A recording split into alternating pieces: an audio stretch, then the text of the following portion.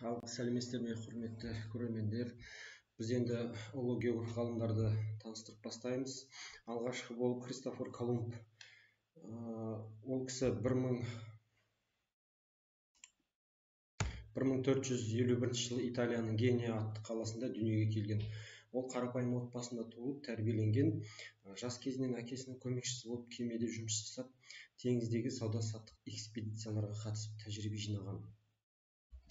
25 жасында кеме апатына ұшырап, одан аман қалып Португалияның Лиссабон қаласына барып, математика, астрономия, картография бойынша білім алуға мүмкіндік туады. Сол кезден бастап жаңа жерлерге саяхаттау, жердің пішінін анықтауға деген құмарлық туады. Азияға құрлық арқылы баруға көптеген қауіптер, қарақшылар белең алып тұрғандықтан теңіз арқылы баруды жоспарлайды. Колумбтың жоспарын Испания басшылығы 1492 жылы қолдап қаржыландырады. Колумб тамыз айында 3 кемемен құрамында 86 адаммен саяхатқа шығады. Кемелерінің аттары Санта Мария, Ниня, Пинта болады. Оның қолында Мартин Бехаймның Европаға жасаған глобусы болады. Соны негізге алып саяхатқа шығады. Бұл саяхат барысында Колумбтың жолда бағдарлауы мен есептеуінде қателіктерге белең алады.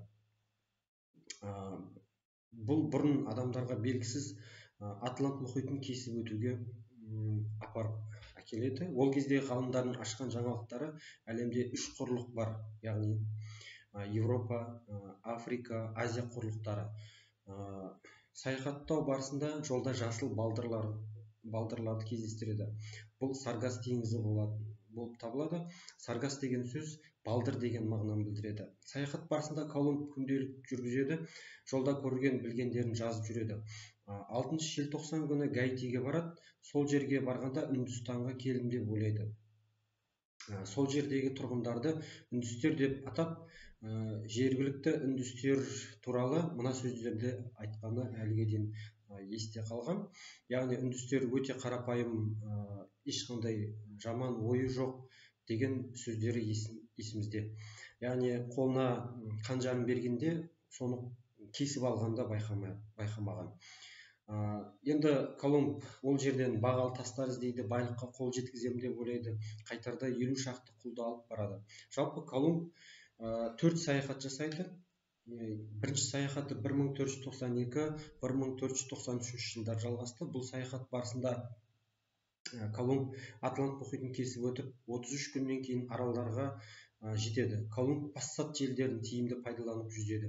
Нәтижесінде Багам аралдары, Гаити аралдары, Куба аралдары ашылады. Екінші саяхат 1493-1496 жылдары болады. 17 кемемен шығады. Осылайша алғашқы колонизация жасау басталды. Өйткені оның тапқан жерлері Испанияның жеке меншігіне енеді деген түсінік болды. Бұл саяхатта Куба аралына барады. Кіші Антиль аралдары, Виргин аралдары, Пуэрто-Рик аралдары, Ямайка аралдары ашылады. Үшінші саяхат 1498-1500 жылдар жалғасты. Оңтүстік Американың Ориноко өзеніне барады. Ол жердің табиғатын көрген кезде Колумб жердегі жәннатты таптым деп ойлайды. Бұл саяхаттың нәтижесінде Ориноко өзенінің бастауы, Канар аралдары, Тринидад аралдары әлемге танылды. Төртінші саяхат 1502-1504 жылдары Панама каналының орнына барып тұрып, оның ар жағында бір мұхит болуы мүмкін деп жорамалдайды. Кариб теңізіндегі үлкен дауылға тап болып, Ямайкада 2 кемен тастап еліне қайтады. Яғни Колумбтың айтқан жорамалы дәл келген. Яғни Панама каналының ар жағында Тынық мұхитына жол ашылар еді. Осылайша Колумб 1499 жыл итальяндық саяхатшы Америка Веспуччи Христофор Колумбтың барған жерлерін көруге аттанады.